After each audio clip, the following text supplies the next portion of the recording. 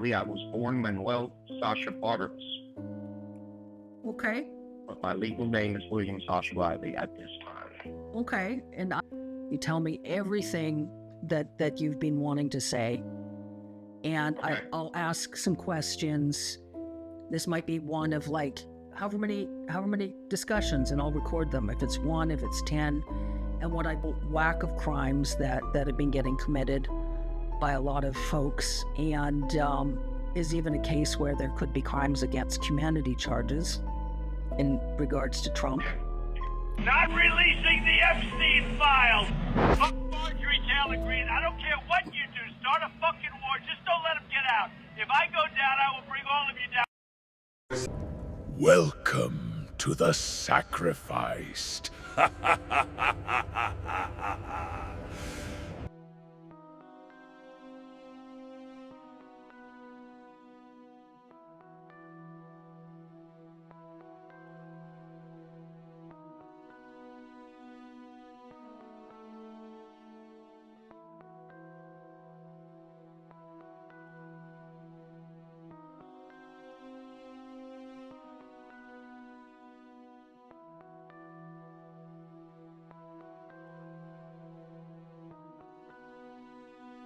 I'm just going to start recording, and so I just want to clarify in terms of date, July 18th, 2025, my full name, Lisa Volding, and Riley, you want to state your name and any other names? William, I'm sorry. No, go ahead. Go ahead. I didn't mean to interrupt. My name is William Sasha Riley. I was born Manuel Sasha Bartels, Okay. but my legal name is William Sasha Riley at this time. Okay, and I'm, just so we're clear, I'm based in Victoria, British Columbia, Canada. I lived in the United States full-time for a bunch of years, but I was brought up in Canada. My citizenship's Canadian. And We might be neighbors at some point because Canada is right now number 2 on the list of the countries I am potentially going to move to. you know, I think it's a good place to look. There's a lot of Americans, actually. I've spoken to Americans that I've told to come here. And there's lots of Americans that have come to visit more, and it's a lot more embracing, inclusive of a culture. So, you know, it's quite lovely. I recommend. In terms of what my approach, really what I wanted to do is like to just really like a thorough discussion. You tell me everything that you've been wanting to say, and Okay. I'll ask some questions. This might be one of like however many discussions, and I'll record them. If it's one, if it's 10, and what I'd like to do, I'm sort of recording with an eye to your testimony, getting your testimony of what you experienced, what abuse you suffered, and what you were witness to. And an eye in terms of being able to get into a format in terms of affidavits, whether we look at getting help from the International Criminal Court, because obviously what, you and I have discussed already, there's definitely a whole whack of crimes that have been getting committed by a lot of folks, and is even a case where there could be crimes against humanity charges in regards to Trump. So, and what else I'd like to do is I'd like to look at whether you would be okay with, me like transcribing and then publishing something. I publish newsletters selectively. I have a newsletter called Outlaws of Chivalry I publish once in a while. And I was looking at perhaps publishing there, if you're okay, in terms of how it could help us in terms of getting the right legal support in terms of the International War Court. I am for whatever puts a light on this, because in my mind, the powers that be are already aware of my position on it and aware that I have spoken up. And Yeah. The more light that is shed on there, I don't think that I'm incurring any risk, except for some maybe lunatic that wants to be a soldier for Donald Trump because they are a little a little crazy. They're a little brainwashed, but Yeah. yeah, I don't mind whatever would bring a little bit more light to this, particularly this stuff. If we can get some of this stuff verified, you know, and I know that me speaking up is one thing, but then the verification process, Yeah. you know, is important too. And I have read about software where, you know, facial recognition software that taps into the banks of known cataloged child pornography stuff, that the films that they had me make can be verified.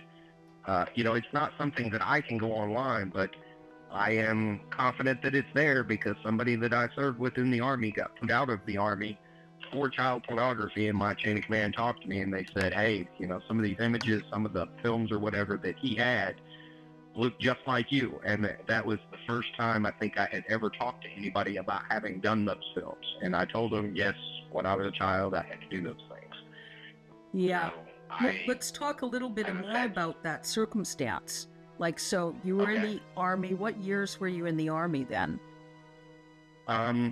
This would have been my second time in the Army. I rejoined in 2002. Yeah. And I retired in 2016. I was in from 91 to 98 as well. So I did a little over 21 years. But the time frame that they told me into the office and discussed that would have been around 2008, 2009 time frame. It was in garrison, so it was between deployments. Yeah. So around that time is when they talked to me. And yeah, I can just remember,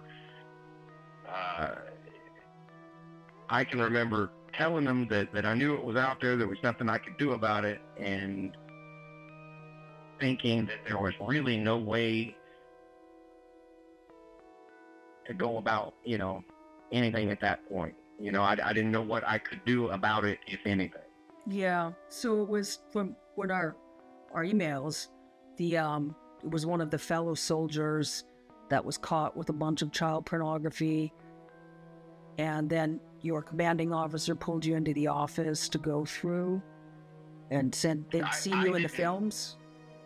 I did not look at any of the films. All they said was, hey, we had to look at some of this stuff, and one of those people looks just like you. And that's the first time that I had, I think, ever really spoken about it. And I said, yes, you know, those are probably me. But I did not personally see them. But they described something that I knew that I had been a part of. Yeah. Can you talk about that a little bit? Here's what it was. Yeah. They pulled me in, I can remember the first Sergeant Bayless was kind of red-faced, and he said, have you ever made a movie with a black girl? And you know, that obviously was, I mean, I'm not a movie star, so obviously that's a very odd question, and I knew exactly what he was talking about when he said that. Mm-hmm. So I said, yes. So he said, okay, well, we have found some images that are of a sexually explicit nature on another soldier's computer, I think, and they look like you. And I said, well, they are me. So he said, and you look underage. I think from that was part of their investigation to confirm that the images of the participants in these films were underage. Mm-hmm. So, you know, that was just a secondary verification that I was only 12 or 13 at the time of that film, maybe even 11. So, I mean, obviously I'm not an adult. And even when I was an adult at 18 or 19, I still looked young. So obviously at 11, 12, whatever I was in that film, I would not have looked like a mature, an adult, you know? Uh-huh. So it was more, I think, for confirmation that these images were of children. So I don't remember if he actually got court-martialed or if he just got UCMJ, which is just their lower grade of punishment, but I do know that he was chaptered out of the military over it. Yeah. think he might have had to do a little jail time, but I don't recall. I can't even recall the soldier's name that got caught with it. I just knew he was an NCO, a staff sergeant. And did anyone else ever talk to you about the films again? Did they ever talk? Did they ever infer that there was any further investigation in terms to when the films were produced? Did they ask you anything about who was involved, or did they? No. No. They didn't go into any legality other than the prosecution of the soldier with the images. So that when the military is a little bit different than civilian, I don't want to call it the court system because it's just the officers and NCOs in the military, but they have their sphere of influence. They have their little scope of operation, and if they uncover, I think that they are required to give it to the civilian authorities, but they don't have any jurisdiction to go farther than to just prosecute the soldier for the infraction that he is guilty of, if that makes sense the way I'm saying it. No, I understand. Do they have any duty or is there any legality, or do they have legal requirements to inform civilian prosecutors in such cases? Yes, if they suspect if there's additional money doing that is outside of their scope of being able to prosecute, in this case to hold the individual soldier accountable for having this material that he's not supposed to have, they prosecute that portion of it. If it is beyond what they can prosecute, then they refer the soldier to civilian court systems. But in this case, the military did handle the prosecution of the soldier, and I think all he got was like 30 days and reduction of rank to E1. They kicked him out of the Army and gave him a less than honorable discharge, I think. I don't think he even got a bad conduct for that, but I know that he was put out of the military, and I think he did the 30 days in jail. I think is the most that they can give you at the at the level that they prosecuted him at. So I'm not saying that for sure on the jail time, but I do know for a fact he was put out of the military. Okay. So they had films. They had some of those forms. Cable? Yes, Hable. That was his last name. Habel, I think. Staff Sergeant Hable. I just remembered it because I could picture his face, and I just couldn't remember his name. Hable. Okay. Habel. Yes, I'm relatively certain on that name. I don't have the best memory. I was in a blast in Iraq, and one of the things that I struggle with mightily are names. Yeah. But I'm fairly sure that's his name. Okay. And in terms of the films they had, so there was obviously a collection of pornography. Is there anyone you're in contact with of those, your commanding officers, that would they talk to you? Would they provide evidence? Or is it a situation where... Michael Bayless is the only one that I remember speaking to about it. I have not spoken to him since I left Fort Carson in 2011. I would think that he would probably remember something like that. Just the unusualness of it. First sergeants deal with things day in and day out, but I would think that he would remember that just because of how it's not every day that you have to deal with something like that, Yeah. But it is possible. I think my commanding officer's name at that time was Captain Colasanto. But I'm not sure because you get commanding officers come and go. The first sergeants, they tend to stick around longer. Yeah. But commanding officers are a lot of times they're only there for a year or two and then they're off to the next thing. So my recollection of the commanding officer may not be accurate. What's the the spelling of his last name, Colasanto? Cola, Colasanto. Okay. Saint Cola. Yeah. Okay. Is there anything else you think would be helpful to talk about right now about then, the time frame? That was the first time anyone had ever mentioned to you anything about the films other than when you were involved in filming? Is that accurate? Yes. Okay. Yes. The first time that I can recall anybody that it ever coming up, I always knew that they were, that the films, at least one or two of them were out there. I don't even know how many times I was filmed. But I can tell you that some of them are extraordinarily horrible. I can give you one instance where they were filming us. It was me and a girl that I knew that I had been trafficked with in other venues. And while we were filming, they came in and shot her in the head. So killed her, obviously. So that would be... Was that the runaway?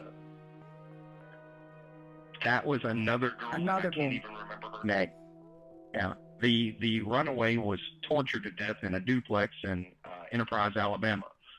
My parents did that, and that wasn't on film, not her being tortured, but that was that black girl that I'm telling you about that later on Michael Bayless had talked to me about.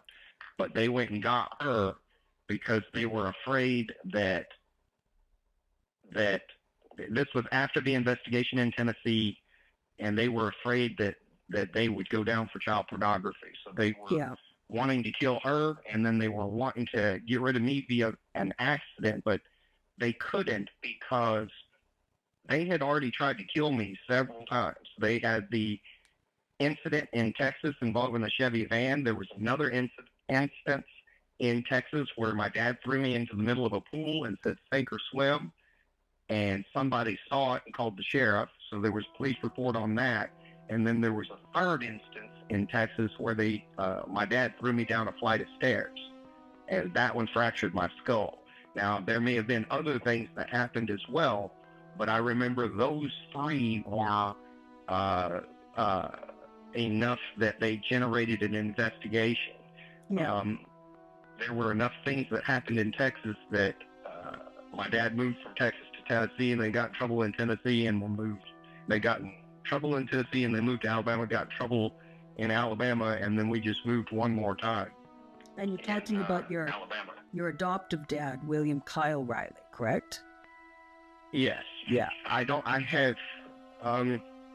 have located my birth parents. My birth mother lives in Sierra Vista, and my birth father lives in Edmond, Oklahoma, but as yet, I have not reached out to either of them.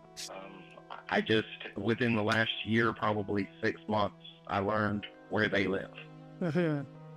So, I don't know. That's just an odd dynamic for me, and I'm still kind of processing that.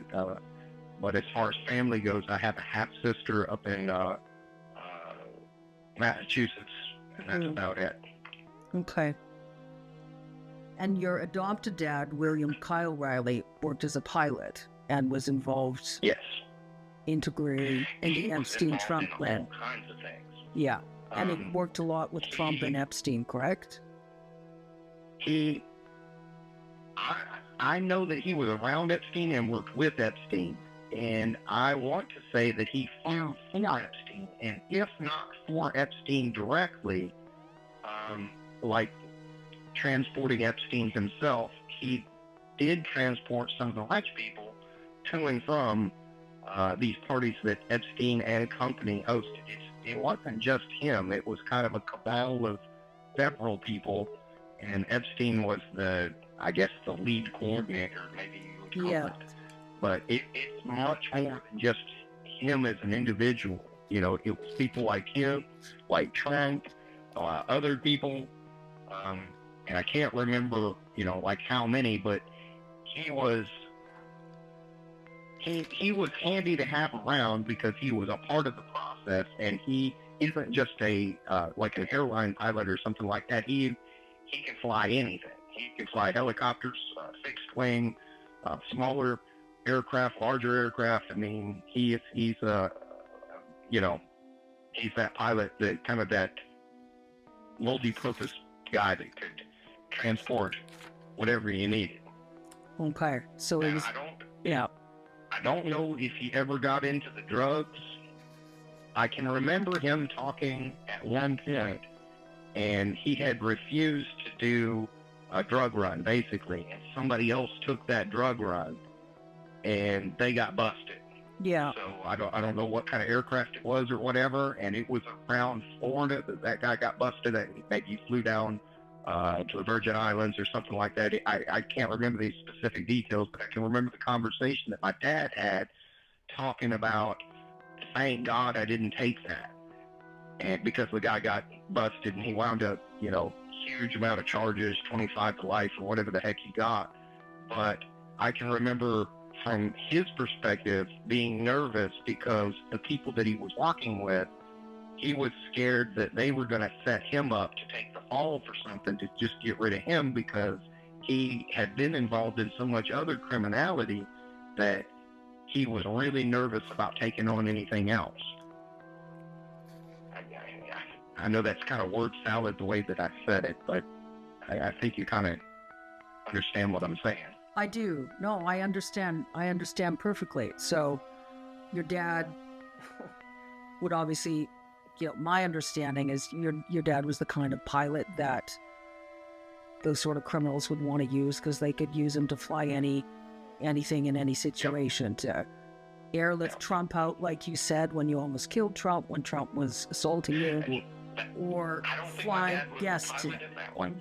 He wasn't a pilot in that case? Kind of pilot, absolutely. Okay. I'm sorry, I didn't mean to interrupt. No, that's okay. So, yeah, I've got, I've spoken to folks that, they look for those sorts of pilots. They want pilots that can get guests, traffickers into situations, in and out discreetly, trafficking victims in and out of situations discreetly, and victims that they killed out of situations discreetly, all sorts of nonsense. So, seems like... And that's what he did. He shuttled the people, but I can remember him not wanting to cross the bridge over to running drugs. Yeah. Because in his mind, if he got caught with some people, he could just play dumb, and I was just transporting this guy's kid to, find, here to there. I didn't know anything. So did your dad... Go ahead. Did your dad transport the victims most often? Oh, absolutely. So more victims than guests. I don't want to call them guests. I would say more guests than victims. Okay. But he definitely transported both. Okay. And that was either directly for Epstein, like wasn't transporting Epstein so much as Epstein's victims and Epstein's guests. And the clients. Yes. The clients. But he was definitely around Epstein. I can remember the one time that I can remember meeting both of them, and I can't even remember Jeffrey hardly at all, but I can remember the conversation in the car where they kept asking how to say Ghislaine's name because it was unusual, and during that meeting, my mom wanted to get the name right, for whatever. That was important to her, Yeah. And what's your mom's name again? Her name was Mary Lynn Riley. This would be Mary Lynn my Riley. third mom, because my dad adopted me with a lady named Irene Ursula Litsky was her maiden name. Her name is Peter now. But those two adopted me. He got divorced from Irene in 79 or 80 and almost immediately married Lynn. So Irene may have been involved in some of that, but that would be from a time frame that I don't have clear recollection of. I do have clear recollection of Mary Lynn Riley's involvement but she died via suicide a number of years ago. Okay. Now,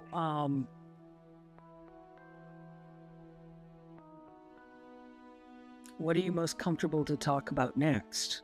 I mean, well, let me ask some more questions in terms of the... Now, you told me about Trump and about Biggs and about Jordan. I feel like that's important to discuss in details. And let me ask you a question.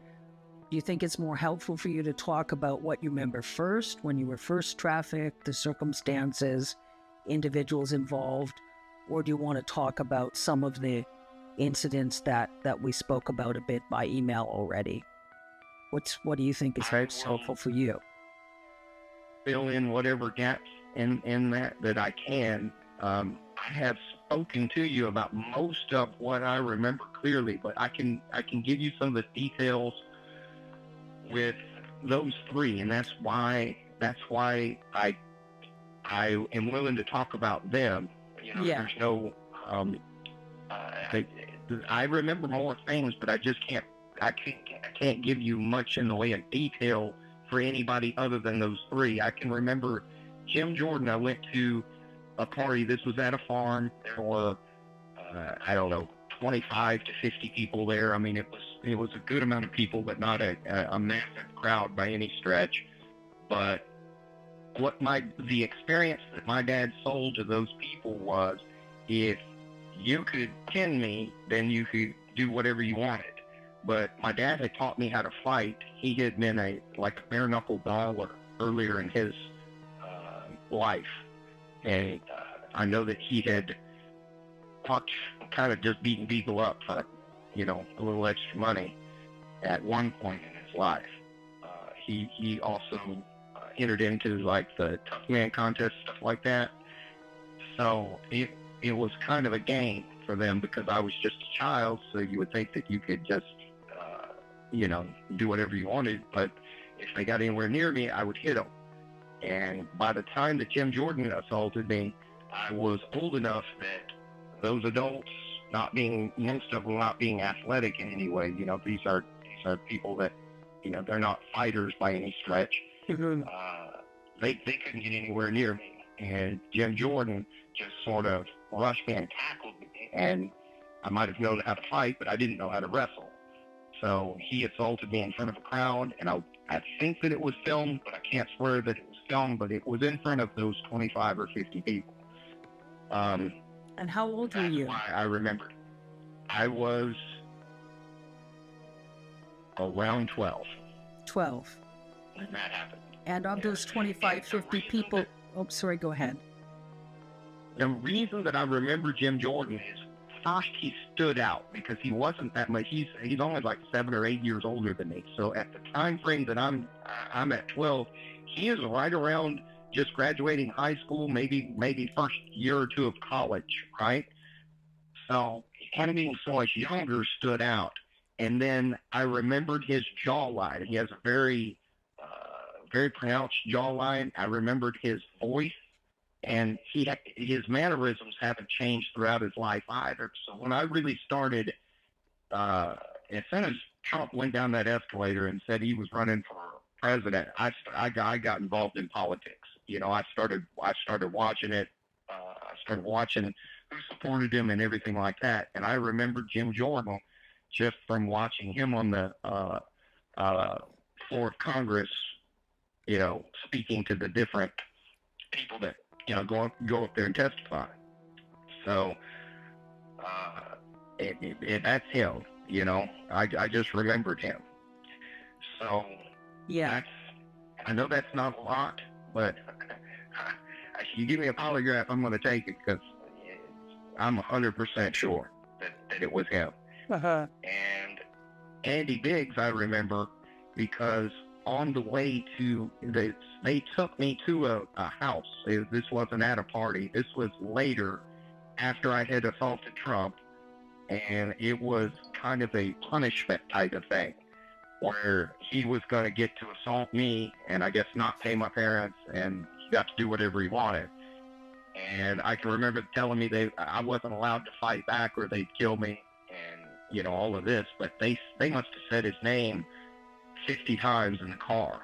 So Biggs I kept hearing Biggs, Andy Biggs, and I thought, I'm going to remember this name. And after he assaulted me, I don't even remember the assault necessarily, but I remember being in the car afterwards and being like really nauseous, sick to my stomach. I was seeing spots, and I mean, the guy beat me until I had broken ribs and was convulsing, turning blue and stuff like that. And the only part of that assault that I can remember is laying on the floor of the room trying to breathe, and I could hear Andy and my dad screaming back and forth at each other.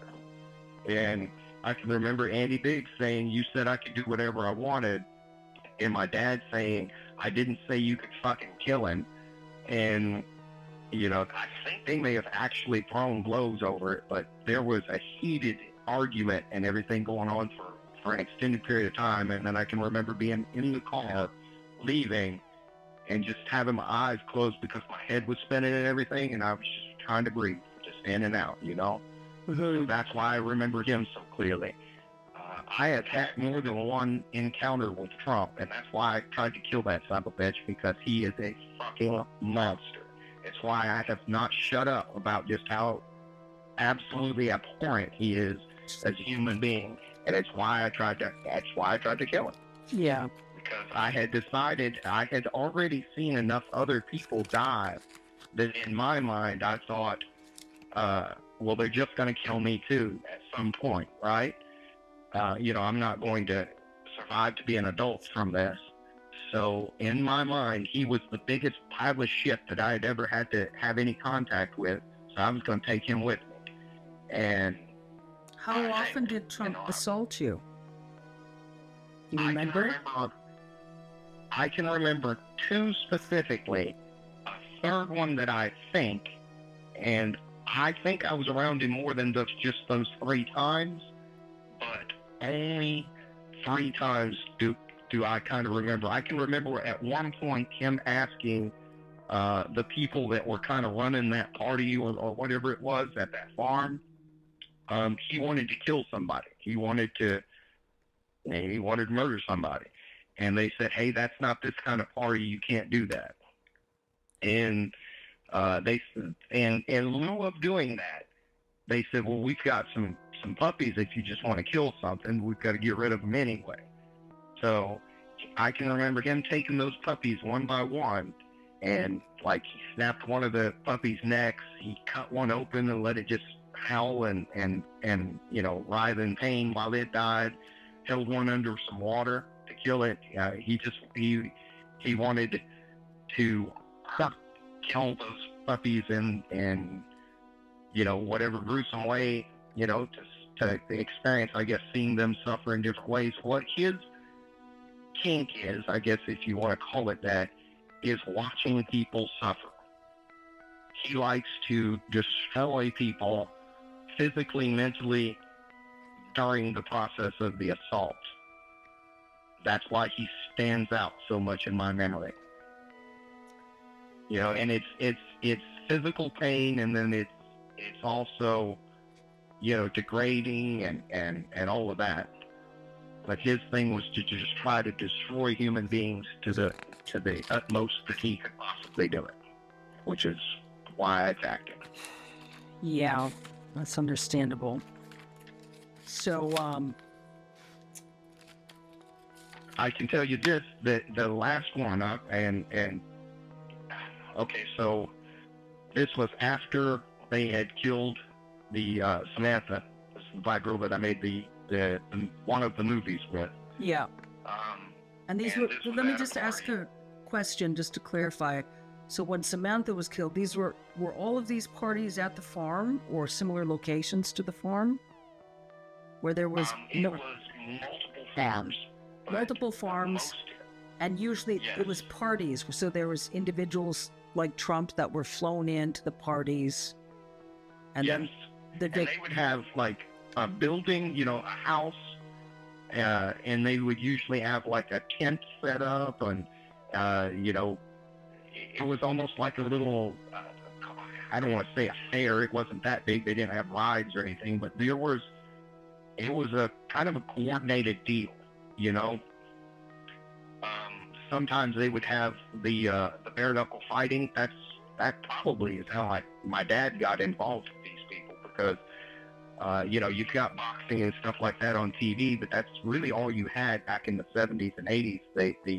You know, more the MMA type of stuff wasn't allowed, and these fights were a little more gruesome. They didn't fight to the death or anything like that, but they were bloody, and you know, I mean, these were fights, you know, and not just boxing. And so the rich people would pay to see that. Sometimes they'd have like a band playing, you know, just like what you would expect at like a fair or something, you know. So the rich folks would get flown in, associated with Epstein, and they would pay to watch the victims fight. The victims were all underage. And would they pay to then assault the victims after the fights or during the fights?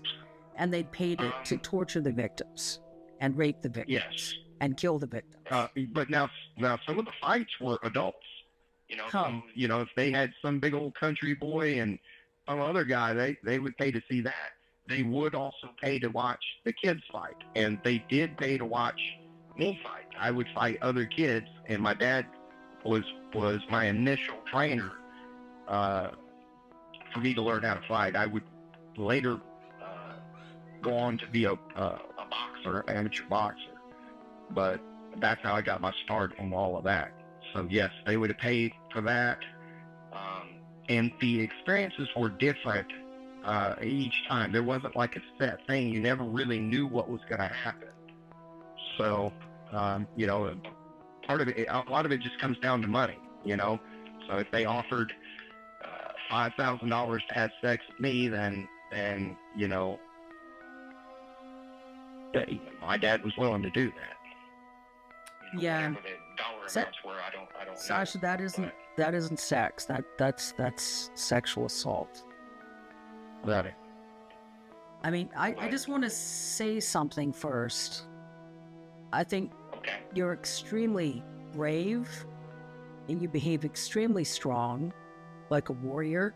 And I just want to stop and say it's important to me to say that, because a lot of folks, you know, wouldn't even survive such trauma, but you've survived, and you know, you conduct yourself with dignity and gracefully, and it's important to me to say that. I hope you know that, you know. I hope you have a sense of your own honor and chivalrousness, especially what you told me in terms of drugs they used on you, and how they lured you drugged to behave monstrous towards other kids. You know, I understand the context. I'm sorry, I didn't mean to interrupt, but I can remember some arm of law enforcement showing me video of me harming one of the people that they were filming me with. Now, I don't know how that came about, whether they drugged me and I lost my mind, or they told me to do it. I don't know the circumstances, but I can remember being in that room and them saying, well, you did this. And it may have not even been law enforcement. It may have been, you know, like the people that were running that. But I can remember being really upset because I had no recollection of having done that. It was me in the video, and I was beating somebody, or a girl senseless. And I didn't count her or anything like that, but I you know. Yeah. So, and I have a feeling, you know, this part I can't prove because I only have my own experiences, but what the whole thing seems to be is that they first abuse you, then they get you on film abusing others, and now they have you trapped as well. Yeah. So you can't talk about the abuse that they did to you. If they want you to be a legacy victim, somebody that they can use in the future, well, then they've got to get you on tape doing monstrous things to other people as well, because now they have the leverage to keep your mouth shut. Yeah, no, and you know what? You're exactly right. That's exactly the tactic. And the tactic is insidious because have you ever heard of the the torture technique a lot of occult practitioners use. It's called inversion torture, inversion magic. Isn't magic. Sorcery is just smoke and mirrors, nonsense, deception techniques. But it's sort of inversion technique where to try to linguistically manipulate the victims to try to get the victims in a position where the victims doubt whether the victims, are good or not. Absolutely. And I think that's the case with a lot of the Republicans you mentioned. Like you said, Clarence Thomas and Lindsey Graham were at these parties. You can't remember if Lindsey Graham and Clarence Thomas participated. And it's sort of a question of, did they participate? Were they blackmailed because they were there, attended the parties, but they didn't participate? Can you tell me much more about Clarence Thomas and Lindsey Graham? I know the least about him. The only reason that I can remember him is because he was a black man. And I'm sorry, but that club is pretty much just white folks. So having a black person there was very unusual. So he stood out. But the only thing that I can really say is that I remembered him being there, and then I remember what a big deal it was in our household when he got confirmed onto the Supreme Court. Yeah. Because my dad was excited about that because of how high up he was. Now, I can't swear. I may have been assaulted by Clarence Thomas, but I cannot swear to that.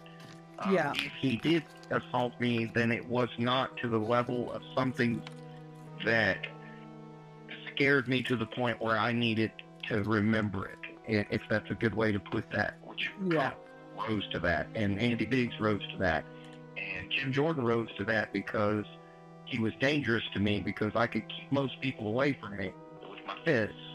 But, he was a good wrestler. So, he scared me in that sense that this is a person that I can't, that I can't keep away from me with my fists. Lindsey Graham, I am fairly sure he has assaulted me, but I just can't put my hand on a Bible and swear to that. Yeah. I know that he was there. I can remember it. He just like Jim Jordan, he has very distinct mannerisms, and his voice is a little unusual as well. So I could remember his voice, I could remember his mannerisms, and then obviously how he looks. So I can put him there, but I just can't. I can't say he did this or he did that exactly. I just can't. Okay. So I wish that I could provide more information on that, because I think some things went on, but that's just not enough for me to point a finger and make an accusation. But he was there. I can tell you that. Yeah, well, that's enough. And I know that, some sorts of interviews we can look at a different time to see if there is any more information you remember. But what you do remember, I just want you to know what you remember, to know that what you remember is extremely important and is extremely helpful. I know you want to be able to remember more, and memories are in there. And, I just want to approach the situation delicately, because, some of the other memories are just vague.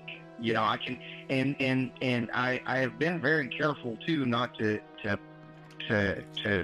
reach out further, because there are some other names that I could mention that I believe were there, that I know for a fact that my parents talked about, but I don't have a clear enough recollection of anything. Like, I can tell you 100% sure that they talked about Vladimir Putin, but I do not believe he was ever at one of those parties that I was at. But his name was brought up more than once. During the 1980s? Yes. Okay. Vladimir Putin, I don't know even when he ascended to the presidency, but I remember the name because it was so unusual. Now, at that point, he may have just been, one of the Russian oligarchs or whatever, but his name came up, and I remember it just because it's an unusual name, Vladimir Putin, but I don't believe he was ever there. So that is like, I don't know, there are other names like that too. Okay. Let's talk a little bit about I Putin remember more. Clinton's name being brought up, but I don't ever remember seeing it. So Clinton was mentioned, but you never saw Clinton. Not that I can recall. And that's another thing too. I may have had interactions with additional people, but during some of them I was so drugged out of my mind, I don't really remember what happened, you know? Yeah. When you heard them talk about Putin, so it was at one of the parties at one of the farms, do you remember what they were saying about Putin? Just that he was some sort of like foreigner that was very important. I didn't know any more. The name was just unusual, and they mentioned his name. They kind of had fun saying his name. Vladimir. Does he like to go by Vlad or this or that? But the meeting with that person, I don't think ever materialized. I think it was just something that was discussed and never happened. Now, if he has other connections, and he very well may, that's possible. But I can just remember there were, at those parties, there were people that had strange accents. But that's it. That's all I could say. I couldn't point and say, well, this person was from Spain or this person was from Portugal. I have no idea. But what I do know for a fact is not every person at those parties was American. Yeah. I know that's not a lot, but I only remember what I have a question. With Trump, with Putin, did you get the sense that the party attendees, that the clients were interested in Putin? There was something they wanted from Putin. They thought they could get money from Putin, influence from Putin. Did you have any sense of that? The only sense that I had was that this was the rich people, regardless of where they were from. Yeah. At this point in my child brain, I knew that there were rich people, and those people got to do whatever they wanted, and then there were poor people like me, and those people, that was the dynamic. So, that's it. I never heard them say anything about blackmailing and stuff like that, but I can remember them showing me a video of me doing bad stuff, and then I can remember people telling me that if I ever talked about it, what I had done was illegal too. And a lot of that was just bullshit because I was just a kid and they were making me do this stuff. Yeah. But talk about malevolent hypocrisy, dude. They were just utterly grotesque. They were trafficking you, they were assaulting you, they were drugging you, and then they were trying to they were trying to make me feel psychologically torture you. Exactly. When you were in a situation because they were trafficking you. The last encounter with Trump, the one where I injured him, was the one that I remember the most vividly, and this was the setup for that. I can remember my dad, before we went to the farm, this was when they lived in Enterprise, Alabama. Yeah. So it would have been about 81 to 82, somewhere in there, maybe as late as 83. But he said there may be somebody that there. And I can remember the look on his face, and it scared the shit out of me. But anyway, when I got to the farm, of course, I'm scared at the farm because I don't know what's going to happen. But the first person that comes up to me is a girl named Patricia. This is a girl that I had been trafficked with before. And she came running up to me and, said hello or whatever. She was about my same age, around 12 or 13. And I can remember my dad saying, well, why don't you guys go run off and or whatever and have fun? And I can remember not knowing what to do in that instance because, these parties weren't for me. I wasn't. And then he said something to the effect of, it's not like that for you anymore. You're a man now. You can just go out and have fun. Well, we went to go have sex. So we went and found a room and started having sex. And while we were having sex, people were end of the room, it would have been 4, 5, 6 guys, big guys, adults. At least one of them had a gun. I think 2 or 3 of them had guns. But they came in, they assaulted her, they beat on her, and then they shot her while she was still in the bed. They didn't beat or assault me, but what they said was, if you don't do everything that the next person coming in here wants, we're going to shoot you just like we did her. I can remember them having like an argument because we shot her in the bed and then they had to go find another mattress. Well, that's when Trump came in. So that's why I remember him so vividly. And it was at that point I had already decided they're probably just going to kill me anyway. I'm going to take him with me. And I tried, but I did not. How did you... So, obviously Trump was extremely violent. Trump's Yes. a sadistic psychopath. When Trump assaulted you, so sexual assault and physical assault? Yes. And At that point, well, I kind of acquiesced to whatever sexual things that he wanted to do. But at some point, he wanted me to have sex with him. So he lay down on his stomach, and there was a wooden tent stake that was in the room, and I had been eyeballing it as a weapon.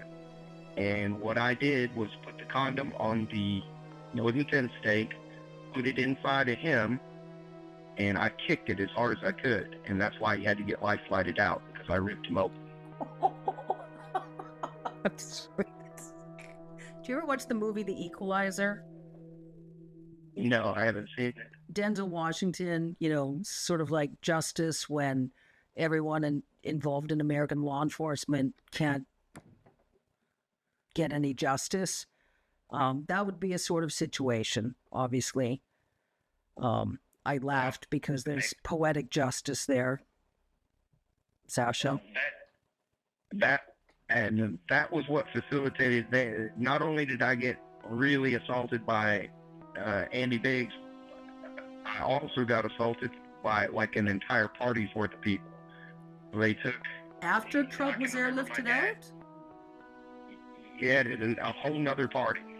So they took me to another party after that, and because I had done that to one of those rich people, they took me from like station to station, and they could do whatever they wanted. Most of them just beat on me. I can remember me standing there and already gotten beaten up, I don't know, 5, 6 times.